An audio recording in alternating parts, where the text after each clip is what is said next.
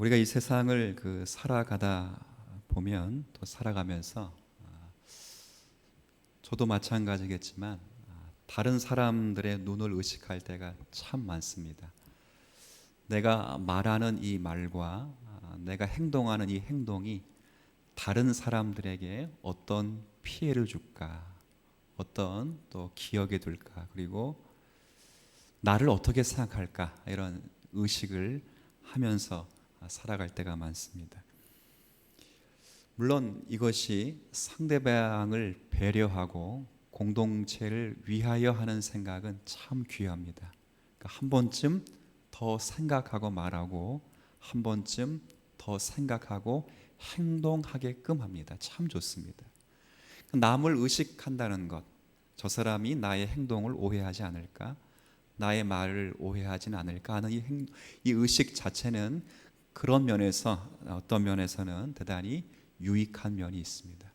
그런데 만약에 남을 의식하고 남의 어떤 의식을 생각한다는 것이 나를 그냥 어떻게 생각할까, 그러니까 나의 말과 행동을 넘어서 나를 어떻게 생각할까라는 것으로만 그 의식이 있다면 그리 좋은 생각은 아닐 수도 있습니다. 왜냐하면 남들이 의식하고 남들이 눈으로 볼 때는 도덕적인 행동을 할 수는 있어도 남들이 보지 않는 곳에서는 망가질 수 있기 때문에 그렇습니다. 그래서 빌 하이벨스라는 목사님이 쓰신 책 가운데 그 제목이 상당히 멋있는 책 제목이 하나 있어요.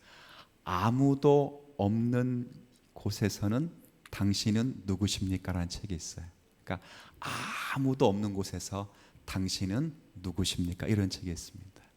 이 책의 내용이 어떤 거냐면 성숙한 그리스도인들이 마땅히 갖추어야 될 신앙적인 인격을 가르치는 그런 책입니다.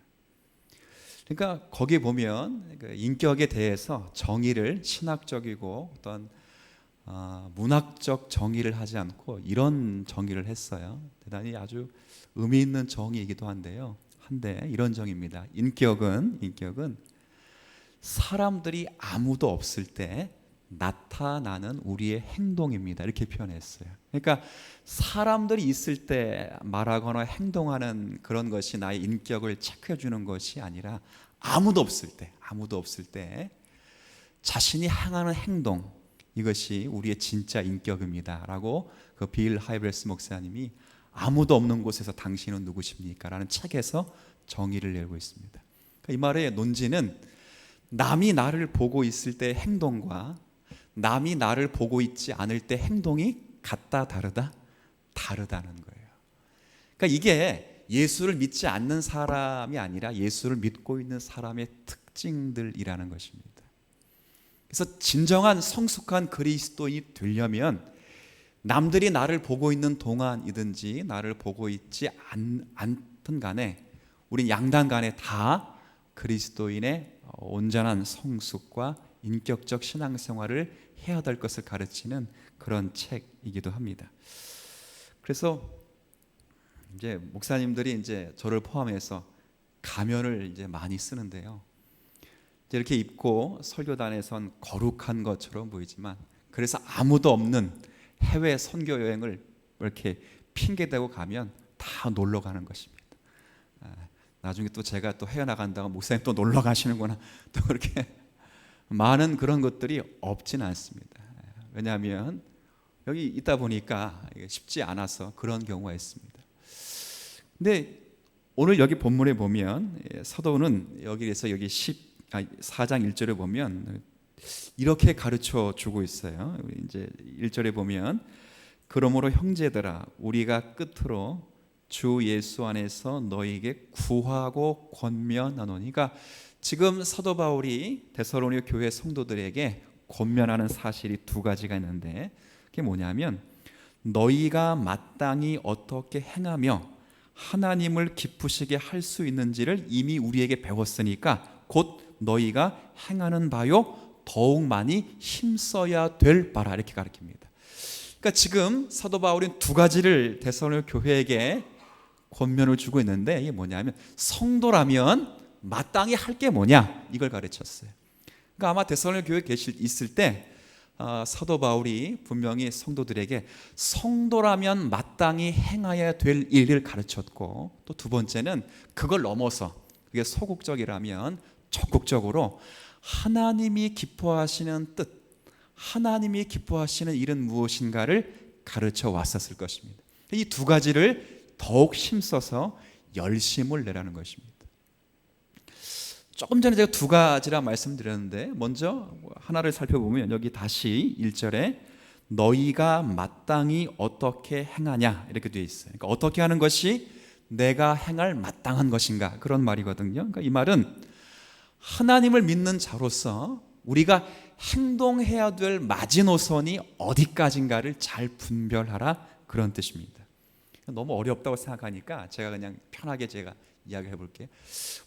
제가 목사입니다. 그러니까 목사로서 어느 정도까지 행동해야 저 사람은 그래도 목사 같다, 이런 말을 들을 건지, 아니면 여러분이 뭐 장로, 집사, 권사라면, 아니면 성도라면 이 정도까지는 하는 것이 아마 성도라 부를 것이다, 이렇게 되는 그런 측정치입니다. 그러니까 예를 들어 이렇게 한번 생각해 보십시오. 제가 만약에 오늘 밤 11시에 그것도 부천 북부역, 거기가 번화가인 거 여러분 다 아시죠? 번화가의 그 은총한 뒷골목에 선 술집에서 여러 남자들과 함께 조그만 잔에 뭐 뭘 따라하는지 모르겠지만 뭘 마시고 있다, 그걸 여러분이 딱 봤습니다. 그러면 무슨 생각을 하겠어요? 아마 대부분의 성도님들은 순진하셔가지고 우리 목사님이 전도하시는구나, 아마 이런 생각을 하실 것이라 생각이 드는데, 뭐 그런 것입니다. 어느 정도까지 가야 되는가, 그죠? 만약에 그렇다면 여러분, 제가 목사로서의 자리는 아닐 것이라 생각이 들어요. 11시 되면 저는 어디 있어야 되죠? 왜 꼭 목사는 집에 있어야 됩니까? 꺼보세요, 집에 있어야 되죠. 예, 전 그때 집에서 자는 시간입니다. 11시면 자는 시간이죠. 집에 있어야 되죠. 맞죠? 그러니까 그런 겁니다. 사도 바울이 이미 데살로니가 성도들에게 가르쳐 준 대로 너희가 성도라면 성도로서 마땅히 행할 그 마지노선이 어디까지인지를 분명히 하고 성도답게 행하라, 이렇게 가르쳐 주고 있는 것입니다. 그래서 우리가 어느 일을 하든 무슨 일을 하든 간에 이것이 성도다운 일인지 성도답지 않은 일인지를 항상 생각하고 어떤 일을 하셔야 됩니다. 그렇죠? 제가 예전에 제가 청년 때입니다. 청년 때 저희 작은 아버지가 이제 정밀 기계 공업사를 하시는 작은 아버지가 계시는데, 이제 개업을 하셨어요. 회사를 이전해서 개업을 하시는데, 그 교회 담임 목사님이 오셔서 이제 개업 예배를 드려주시고 저도 함께 가서 이렇게 같이 예배를 드렸습니다. 예배 끝나고 가서 이제 뭐 이렇게 다과하고 식사를 하고 나누는데, 그 교회는 이제 교파를 이야기하면 오해될 수 있으니까 조금 이렇게 리버럴한 그런 교파였습니다. 근데 그 참 놀라운 게 사이다 병을 다 이렇게 갖고 있는데, 제가 사이다 병에서 음료수를 따라 마시려고 하면 자꾸 작은 아버지가 너무 마시지 말라는 거예요. 얼마나 제가 서럽겠어요. 난 사이다 좋아하는데, 그래가지고 마시지 말라고, 계속 마시지 말라고 해서 절대 그 사이다는 또 목사님을 또 안 주시네요. 또 나중에 목사님 알고 나고 가시고 나보니까 그 사이다에 뭐가 담겨 있었을까요? 예, 그 거룩한 소주가 담겨 있다는 것 아닙니까? 그거를 그 양반들이 거기서 먹고 마시면서 자기들은 음료수만 먹는 것처럼 그렇게 쇼를 하고 있는 것입니다. 물론 우리 작은 아버지가 그랬다 뭐 그런 건 아닌데, 어떤 작은 아버지도 그 정도의 이제 수준에 있었던 신앙을 가지고 있었던 거죠.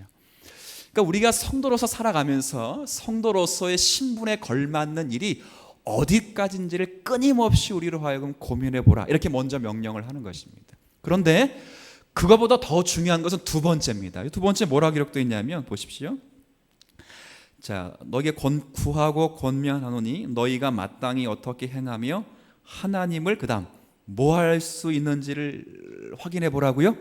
기쁘시기에. 그러니까 소극적으로 이게 죄가 되느니 죄가 안 되느니, 이 일은 대단히 소극적인 게, 내가 할 수 있느니 어디까지인가, 그 정도만을 가지고 신앙인답게 살지 말고, 신앙인이라면 이게 죄가 되느냐, 네가 죄가 안 되느냐, 그러니까 죄가 안 되면 됐다, 이런 식으로 신앙생활 하지 말고 죄가 안 된 경우에 그것이 하나님께 어떻게 기쁘시게 하는 일이 될 것인가를 고민하라는 것입니다. 그렇죠. 한 단계 더 가는 거죠. 그러니까 우리의 신앙생활은 거의 우리는 어떻게 표준화되어 있냐면 이거를 해도 돼요, 안 해도 돼요. 그래서 맨날 뭐라 그랬어요? 주일날 밥을 사 먹어도 돼요, 안 돼요? 꼭 그 싸움 했잖아요. 그죠? 그래서 어디 가는데 꼭 주일날 예배는 드리고 가야 돼요, 안 돼요? 대부분 그런 것으로 신앙생활을 측정할 때가 많았습니다.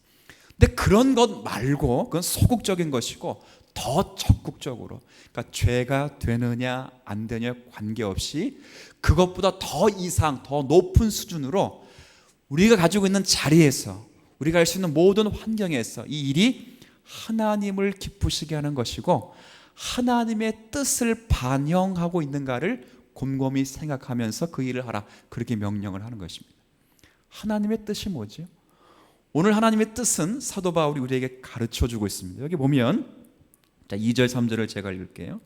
오늘 데살로니가전서 4장에 나와 있는 이 하나님의 뜻은 이렇게 표현되어 있습니다. 2절에 우리가 주 예수로 말미암아 너희에게 무슨 명령으로 준 것을 너희가 안다. 이게 뭐냐면 하나님의 뜻은 이것이니 너희의, 뭐라 되어 있어요? 거룩함이, 이렇게 되어 있습니다. 그러니까 하나님이 기뻐하시는 일, 하나님이 뜻하시는 그 일을 성도로 하여금 잘 깨닫고 하기를 기대하시는데 그 일이 뭐냐면 성도의 거룩함이라는 거예요. 이 거룩함이라는 것이 뭔가? 물론 이 거룩함이라고 하는 것은 여기서는 성적인 거룩을 말합니다. 여기 보면 3절 후반에 보면 거룩함이라 곧 음란을 버리고 각각 거룩함으로 존귀함으로 자기의 아내 대할 줄을 알고 하나님을 모르는 이방인과 같이 세욕을 따르지 말라, 그렇게 되어 있습니다. 그러니까 일단 데살로니가 전서에 쓰여진 이 당시 분위기로서는 이 거룩함은 정욕과 관계된 것이고 성적인 것과 관계된 것이 분명합니다. 그러니까 왜 그러냐면 그 당시 그 데살로니가 지역 상황적으로 우리가 확인할 필요성이 있는데요. 데살로니가 교회 지역은 그 당시 이제 우리가 아는 대로 지중해 연안에 있습니다. 지금의 터키 연안이어서 상당히 부유했고 풍요로운 도시였습니다. 당시 1세기였기 때문에 그 당시는 로마 지배 아래 있었고, 그리고 로마 지배 아래 있었지만 더 큰 영향은 헬라의 영향을 받아서 그 당 전체가 신화적인 신앙생활을 했던 사람들입니다. 근데 이게 뭐가 문제냐면 그리스 신전이 그리스 지중해 연안으로 해서 수없이 많이 있는데 거기서 어떤 제사들이 그때 있었냐면 이런 제사입니다. 그러니까 그때는 사제들이, 여자 사제들이 있고, 여자 사제들이 신전에서 신을 섬기고 있고, 남자들이 제사를 드리러 가면 어떤 제의를 하냐면, 좀 쑥스럽지만 거기 안에 있는 여사제들과 관계를 맺는 것입니다. 관계. 그 관계를 맺으면서 그것이 자신들이 드리는 제사가 되어서 결국 자신이 믿는 신을 기쁘시게 하고 풍요롭게 하는 식의 그런 음흉한 신적 제사를 드렸습니다. 그러니까 그런 것이죠. 그러니까 그런 것이 그 자리에 있다 보니까 이 데살로니가 교회 성도들이 이 성적인 것과 관계돼서는 상당히 문란했던 것으로 보입니다. 그냥 그것이 죄에 있는지를 모르는 거죠. 이게 어느 정도까지냐면 여러분 한번 디모데 전서 한번 말씀 확인해 보실까요? 디모데 전서입니다. 한번 보십시오. 디모데 전서 3장을 한번 가보세요.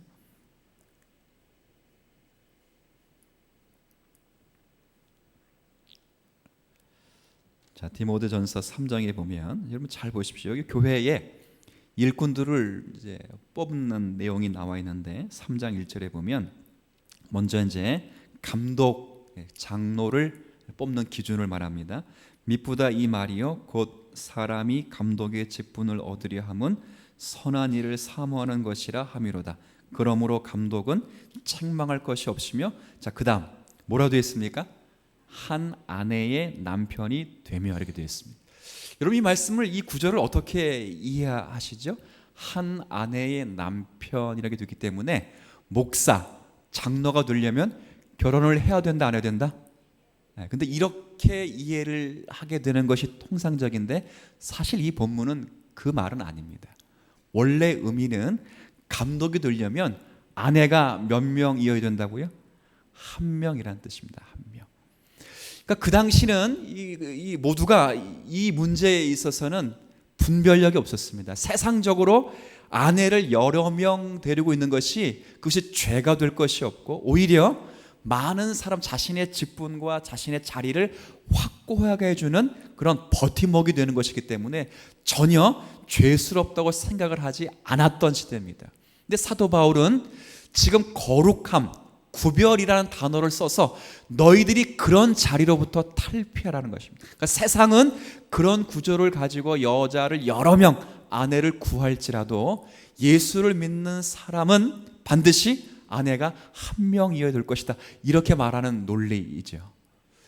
여러분 그래서 우리 잘 아시는 대로 그 평양 대부흥 운동이 한국 20세기 초반에 이르렀을 때에 많은 분들이 회개를 하고 뭘 벌였냐면 뭘 이렇게 근절했냐면 중혼과 중첩을 다 포기하고 버렸습니다. 그래서 모두가 다 그 운동에 있어서 깨끗하게 자신을 절제하며 그렇게 하나님 앞에 나와왔던 그런 회개의 운동도 한국교회 역사 가운데 있었던 것입니다. 바로 이 문제입니다. 바로 이런 성적의 문제 때문에 그 당시 교회적으로 대단히 어두운 역사적으로 안타까운 일들이 비일비재하게 있었다는 것이죠. 그래서 여기 보면 우리가 다시 데살로니가전서 4장으로 한번 돌아보시죠. 4장에 보면 자 4절 5절 보십시오.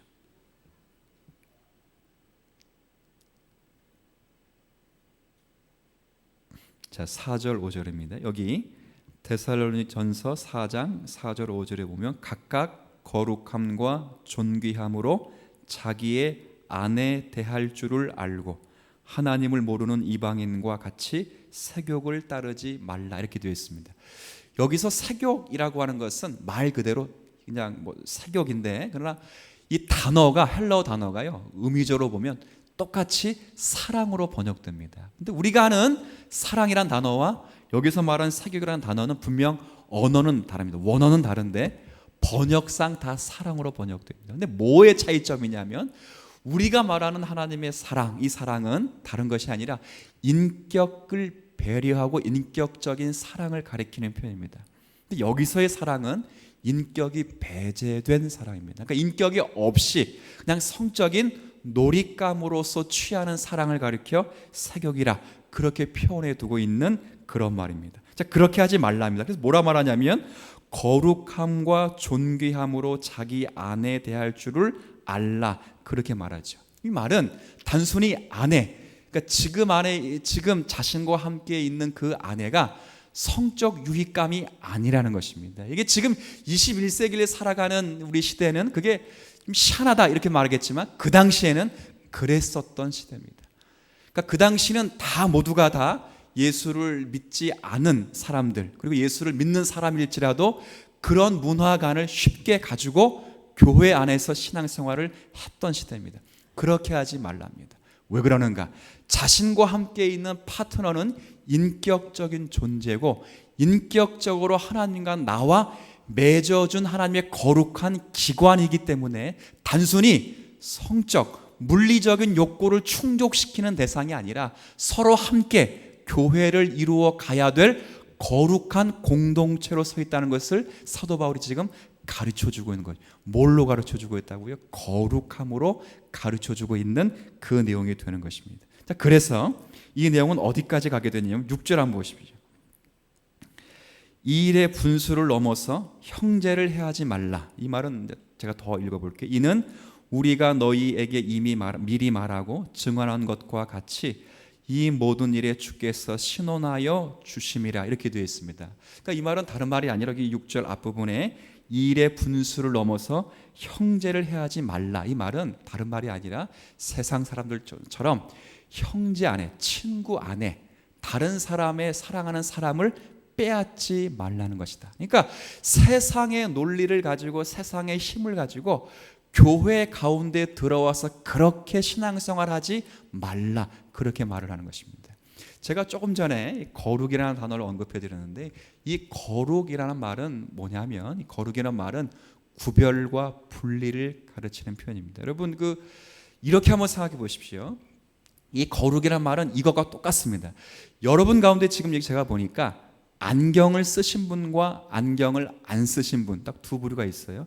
물론 더 크게는 남자가 있고 여자가 있는데, 남자보다 여자보다 이렇게 나눈 것보다 지금의 인원수에 비례해 보면 안경을 쓰신 분과 안 쓰신 분이 있죠. 이게 구별과 거룩은 뭐냐면, 안경을 쓰신 분은 이쪽에 앉고 안경을 안 쓰신 분은 이쪽에 앉는다. 이게 구별이 아닙니다. 이건 나누어 놓는 것입니다. 구별이라고 하는 것은, 거룩이라고 하는 것은 뭐냐면, 섞여 있는데 안경을 쓰신 분과 안 쓰신 분이, 제가 지금 여러분 구별할 수 있을까요, 없을까요? 있죠. 제가 뭐가 있기 때문에 그래요? 눈이 있기 때문에. 우리 두 장로님은 두 장로님이 아니에요. 세 장로님은 다 안경을 쓰셨고, 그러니까 거의 안경을 쓰신 분이 많은데, 또 안 쓰신 분은 또 안 쓰셨고, 제가 다 보입니다. 그런데 안경 쓰신 분은 이쪽에 앉고 안경 안 쓰신 분은 이쪽에 앉으십시오. 이런 식으로의 구별을 말하는 것이 결코 아닙니다. 뭘 말하는 거죠? 세상에서 가지고 있는 우리가 세상 공동체 안에 살아가지만 세상 공동체와 따로 떨어져서 우리만의 공동체를 가지고 그런 이야기를 하자는 것이 결코 아니라, 이 세상에서 예수 믿는다고 하는 것을 어떤 모습으로 보여주어야 되는가를 두 가지 방식으로 제시하는데, 첫 번째 방식이 어떤 일은 해도 되고 어떤 일은 하지 말아야 되는가를 구별하고, 두 번째는 그 일을 하게 될 때 이 일이 무엇과 연결되어야 되는가, 하나님이 기뻐하시는 일과 하나님이 기뻐하시는 뜻과 연결되어야 된다는 거예요. 그 기뻐하시는 뜻이 뭐예요? 거룩이에요. 거룩. 이 거룩이란 결국 세상이 생각하고 세상이 원하는 식과 반대되는, 그러니까 세상이 목적하고 세상이 갖는 그런 것과는 차단되고 구별되는 신앙의 방식으로 주님을 섬기며 성도를 섬기며 아내를 대하라는 그런 말과 같은 뜻입니다. 그러니까 그 당시는, 물론 여기 지금 아내 문제만 언급되어 있고 남의 아내 그리고 자기 아내가 언급되어 있지만, 그 당시는 그랬었습니다. 그러니까 세상이 취하는, 그러니까 예수를 믿었는데도 아직 사도 바울로부터 오랜 교육을 받지 못하다 보니까 예수를 믿었음에도 불구하고 아직까지도 세상적인 가치관 때문에 아내를 존귀한 성도로 대하는 것이 아니라 자신의 욕정, 자신의 성욕을 충족시키는 물리적인 대상으로 그렇게 본 것입니다. 그럼에도 불구하고 자신은 예수를 고백하고 예수를 하나님으로 인정하며 살아갑니다. 그렇게 할 수 없다는 것이죠. 예수를 믿는 사람이라면, 입으로 마음으로 예수를 구주로 고백한 성도들이라면 어느 자리에까지 변화된 삶이 요청되느냐를 지금 하나하나씩 가르쳐주고 있다, 그 말이죠.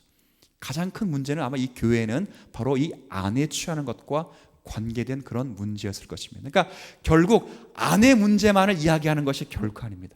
전부를 다 이야기하자는 그런 내용이죠. 여러분, 우리가 이 내용은 우리가 요한계시록의 말씀을 살피면서, 요한계시록에 보면 17장부터 19장 보면 음녀가 나옵니다. 음녀. 여러분 기억하시죠? 또 요한계시록은 두 여인이 나오는데, 한 여인은 참 아름다운 여인이 나옵니다. 이 아름다운 여인은 우리가 확인한 바대로 이 여인은 누구를 가리키고 상징하는 표현이라 그랬죠?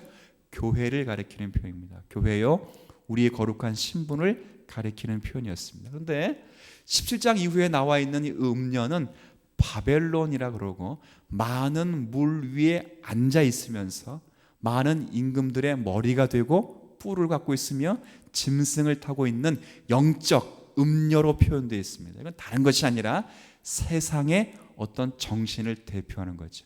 이것과 똑같습니다. 여러분, 호세아 성경을 읽어보면 하나님이 호세아에게 참 특별한 명령을 하나 주시는데요. 그 명령이 뭐냐면, 이스라엘을 교육시키기 위해서 호세아에게, 야, 너는 가서 음탕한 여인과 결혼을 하라, 이렇게 명령을 합니다. 그러니까 전 성경 읽으면서 이런 생각 많이 들어요. 선지자 노릇하기가 쉽다, 어렵다? 어렵다는 거예요. 그 명령을 받고 제 생각에는 아마도 호세아는 분명 총각이었을 것입니다. 이 총각인 그가 음탕한 여자에게 장가를 갑니다. 그 음탕한 여자 이름이 뭐죠? 고멜입니다. 고멜. 그런데 이 여자가 이 순수한 남심을 받는 그 여성임에도 불구하고 이 여자가 툭하면 어딜 나가요? 집을 나간다는 거 아닙니까? 툭하면 집을 나가서 호세아가 그렇게 사랑을 하는데도 다른 남자 품에 안겨서 그 남자에게 뭐가 아쉬웠는지 또 그 집에 뭐가 되냐면 종이 되어 살아가요. 근데 하나님이 가서 또 말하죠. 호세아에게 가서 데리고 와서 그를 용서하고 내 아내로 삼아라. 그럼 호세아가 가서 또 데리고 옵니다. 근데 조금 살다가 또 이 에펜다가 또 어딜 나가죠? 또 집을 나가죠. 이 집을 또 나가서 이번엔 또 다른 남자 품에 안겨 있다가 뭐가 또 아쉬웠는지 그 집에 종이 되어 버립니다. 이제 세상 말로는 아마 선지자가 아니었으면 뭐가 열렸겠어요? 뚜껑이 열렸겠죠. 산이 안 산이 그랬을 것입니다. 그런데 하나님이 또 말합니다. 가서 데리고 와라. 꼭 참고 또 데리고 오지요. 근데 또 데리고 왔는데도 똑같이 한다 안 한다? 한다는 거예요. 그렇지. 참 힘들어요. 힘들다고. 근데 하나님이 이게서 그들 아들을 낳고 딸을 낳는데 뭐 성경에 안 나와 있지만 제가 볼 때는 그 아들 딸이 호세아의 아들 딸인지도 모를 정도로 났을 것이다. 그렇게 생각이 들어요. 그렇죠? 근데 성경은 하나님 말합니다. 바로 음탕한 고멜이 누구라고 말하죠? 이스라엘 선민이라 그렇게 말하는 것입니다. 그러니까 단순히 그 여자의 음탕과 음녀가 성적인 방종을 가리키기 위하여 말하는 것이 아니라 하나님같이 완벽한 신랑이 있음에도 불구하고 툭하면 하나님 품을 떠나서 다른 우상에 가서 절하고 마음이 뺏기면서 그들에게 종노릇하고 다시 하나님 품에 와서는 하나님을 섬기는 척하고 또 도망가는 그런 여인들로 지금 누구를 가리키고 있냐면 누구라고요? 다른 말을 하지 않고 바로 저와 여러분을 가리켰던 표현들입니다. 그렇죠. 그러니까 단순히 여기서 말하는 데살로니가서 말하는 이 음녀, 음탕, 이런 것들, 사격 이런 것들도 단순히 대표성으로는 아마 성적인 그런 것들을 지적하는 말씀일 수 있으나 그러나 더 정확히는 그런 것으로 대두되는 하나님께로 가는, 그래서 요한계시록 17장에 있는 음녀는요 다른 것이 아니라 하나님께 마음이 가도록 하는 그 마음을 사로잡는 것, 그리고 하나님께 마땅히 충성을 드려야 되는 그 충성을 중간에 가로채는 어떤 세력들을 가르치는 것입니다. 그것이 돈이 될 수 있고, 그것이 정욕이 될 수 있고, 그것이 욕망이 될 수 있고, 명예가 될 수 있습니다. 그 모든 것을 다 가리키는 것입니다. 그러면서 우리가 지금 세상의 성욕조차도 세상 방식과는 다른 방식으로 성도들이 살아가야 되듯이 이 세상이 가지고 있는 모든 방식은 성도들이 다시 한번 생각해서 그것이 죄가 되는지 안 되는지를 고민하고, 죄가 안 될지라도 그것이 하나님을 어떻게 하면 기쁘시게 할 것인가, 하나님이 원하신 뜻이 무엇인가를 가지고 교회 안에서 하나님 앞에 신앙생활을 할 것, 그렇게 말을 하는 것입니다. 조금 더 이제 이해가 되셨어요? 왜 그렇게 이야기를 하냐면 목사들이 많이 넘어지기 때문에 그렇습니다. 제가 미리 이렇게 말하는 것은 제가 넘어질 때 여러분들이 목사님 그렇게 말했잖아요, 그러니까 목사님 그 길로 가지 마세요, 여러분 미리 예방 주사를 주고 저를 견책하기 위해 그렇습니다. 제가 이렇게 신문을 읽다 보면 무슨 부흥회라고 뭐 세미나라고 대우를 하면 회장님들이 되게 많습니다. 여러분 한 회사의 회장님은 몇 명 계시죠? 한 분 계세요. 근데 이 무슨 뭐 제가 가끔 이렇게 성경에 신문 보면 회장님들이 얼마나 많이 보세요? 장로님 들어서 끄덕끄덕거리시는 무지 많습니다. 어떤 회장들이 있냐면 일단은 회장님이 계십니다.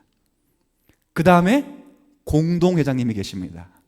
그 다음에 그 위에 상임회장님이 계시고, 그 상임회장님의 무슨 회장님 계세요?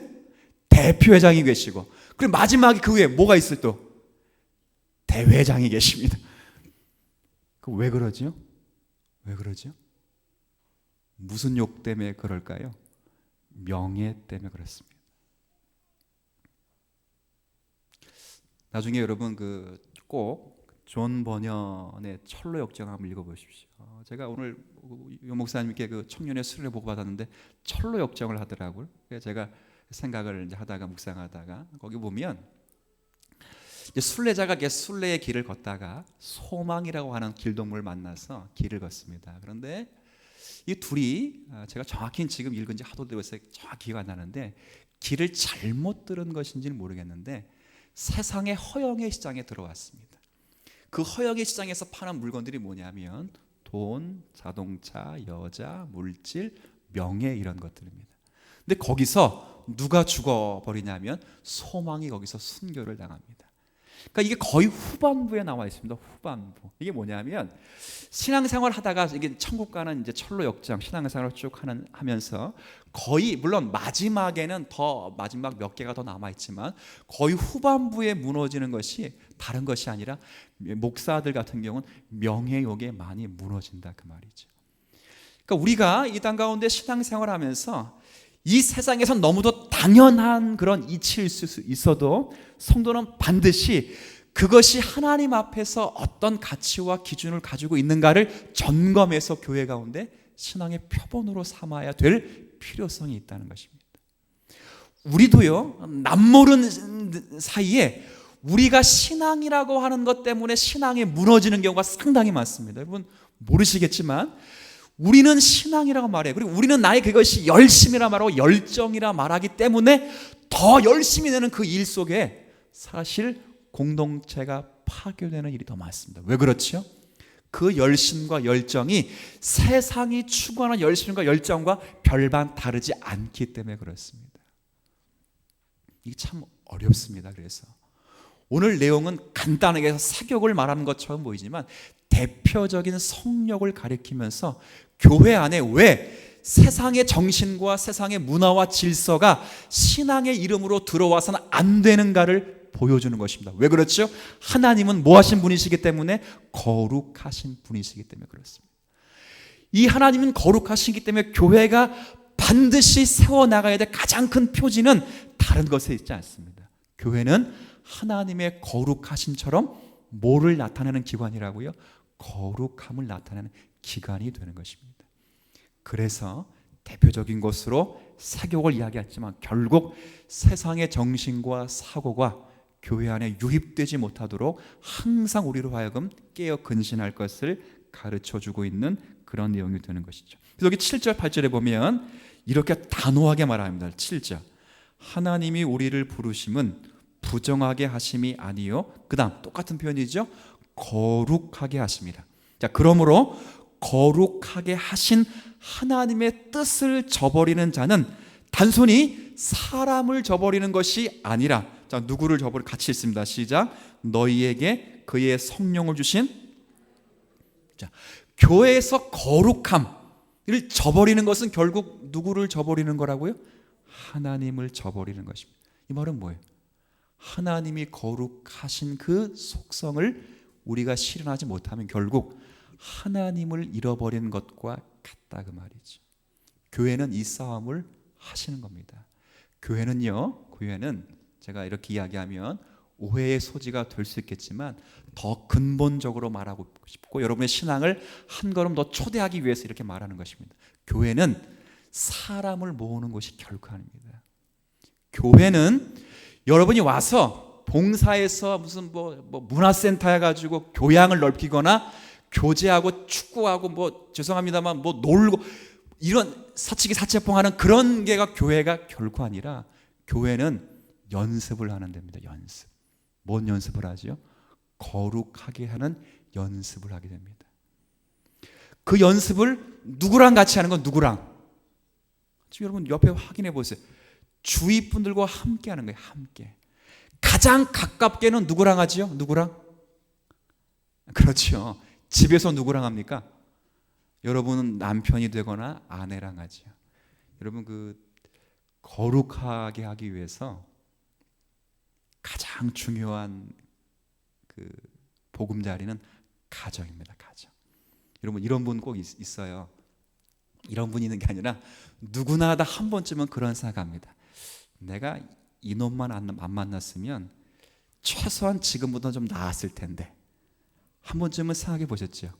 또 거꾸로 내가 이 여자만 안 만났으면 내가 지금보다 행복하게 살았을 때, 아마 이런 생각을 아마 해본 적이 있을 수도 있었을 것입니다. 그런데요, 그런 생각을 많이 하면서 지금의 자리에까지 오게 한 것은 하나님이 여러분을 거룩하게 하신 방법입니다. 여러분 전혀 동의가 안 될 수 있는데요. 제가 그런 말 했잖아요. 제가 집사람하고 처음 만나가지고 저를 소개하신 선교사님이 저를 소개했어요. 둘을 소개해서 몽골 선교를 가서 그 선교사님 만나가지고 저를 소개해가지고 대번 만나서 대번 결혼했거든요. 연애 딱 3개월 했습니다. 그래서 결혼했는데 이거 선교사님이 소개만 시켜주면 되지 뭘 소개시키면 코치랍니다. 결혼하기 전에 만나더니 거하게 밥을 오히려 사더라고요. 그래서 초장에 잡아라래. 초장에. 그래서 제가 초장에 잡으려고 싸움을 일부러 거는 겁니다. 밥이 왜 이렇게 됐냐, 그래서 청소를 이렇게 했냐. 근데 놀랍게도요, 지금 청소 거의 제가 다 합니다. 물론 아내가 더 열심히 하지만 거기까지 제가 바뀌었습니다. 만약에 아내가 순종하는 아니었다면, 그래서 늘 그냥 이렇게 아멘하고 말만 하면 울고 그랬다면 제가 이 자리까지 없었지요. 제 고집이 얼마나 세게 졌겠습니까? 독불장군 됐는데, 그러나 저보다 더 강한 아내를 만나다 보니까, 거의 엄마 같은 아내를 만나다 보니까 거의 이렇게 두드려 맞아가지고 지금 제가 이렇게 바뀐 겁니다. 그나마 거룩한 모양이라도 갖게 된 것이죠. 이게 참 중요합니다. 이 거룩이라고 하는 것이 결백이 아니에요. 결백.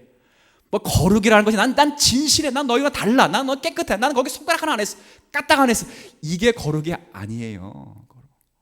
그 뭐 진실만 거룩이라면 제가 그 못생긴 사람에게 당신 못생겼다 진짜 말해주면 그게 거룩이에요? 아니죠. 그건 뭐가 없는 거죠? 매너도 없고, 매너가 없는 게 아니라 결국 뭐가 없어요? 신앙이 없는 거죠.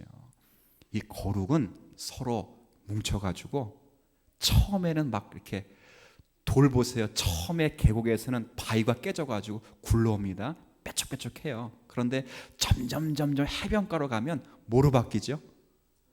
그 조약돌로 바뀌다가 해변가로 가면 뭘로 바뀝니까? 모래알이 되는 것입니다. 그렇게 바뀌는 거예요. 그러니까 교회 안에 있으면서 여러분이 지금 만나고 있는 모든 사람, 때론 구역원, 전도의 모든 사람들은 여러분을 거룩하게 하게 하신 하나님이 내게 특별하게 붙여주신 하나님의 일꾼이요, 나를 세워주신 하나님의 특별하신 배려임을 믿으시는 성도가 되시길 바랍니다. 그래서 여러분들 무슨 생각하셔야 되냐면, 어떤 생각을 하시냐면, 내가 이 사람을, 옆에 있는 사람을 굴복시키셔야겠다는 세상적인 생각을 하지 마세요. 내 사람을 만들겠다 이런 생각도 하지 마시고, 꽉 그냥 죽여버려야겠다 이런 생각하지 마세요. 무슨 생각을 하셔야 된다고요? 이 세상과는 다른 방식. 그렇죠. 이 세상은 어떤 방식이? 돈이 있어야 돼요. 권력이 있어야 돼요. 그 권력도 없으면 학벌도 좋아야 돼. 여러 가지가 있어야 돼. 그것과는 전혀 다른 겸손, 온유, 사랑의 마음을 갖도록 여러분이 그리스도의 성품을 품는 일을 하셔야 됩니다. 이것이 죄가 되느냐 안 되느냐, 이 소극적인 것을 넘어 무엇이 하나님을 기쁘시게 하는 것인가, 무엇이 하나님을 거룩하게 하는 것을 드러내게 하시는가에 대한 이해의 차원으로 나타나셔야 된다, 그 말입니다. 신앙생활은 그렇게 하시도록 여러분이 부름받았어요. 간단한 문제가 아니에요. 사도 바울이 1절에 죄가 되냐 안 되느냐 이런 신앙생활 하지 말라는 겁니다. 이건 정말 유치원 같은 신앙생활이에요. 이런 생활을 넘어 여러분이 교회에 거룩한 공동체에 부름받았다면, 지금까지 우리가 알고 있는 모든 세상의 방식, 모든 세상의 철학, 사상들을 다 뒤집어 엎어서 여러분이 가지고 있는 하나님의 거룩한 성품으로 말미암아 한 거룩한 공동체를 세워가는 일에 자신을 인내하고 자신을 처복종시키는 일을 감당하는 성도가 되어야 됩니다. 한 말씀만 더 드리죠. 부부가 굴복 당할 때 언제 굴복하냐면, 제가 하나 터득한 거 있어요. 내가 힘이 있을 때 아내가 내게 굴복하는 게 아닙니다. 언제 굴복하죠? 제가 더 낮아질 때 굴복하게 되어 있습니다. 교회는 그 연습을 하는 것이고 그 연습을 해야 천국 백성으로 연습되는 것이고 천국 시민으로 완성되는 것입니다. 이 은혜를 여러분이 갖는 믿음의 성도 되시기를 주님의 이름으로 부탁을 드립니다. 하나님 아버지 감사합니다.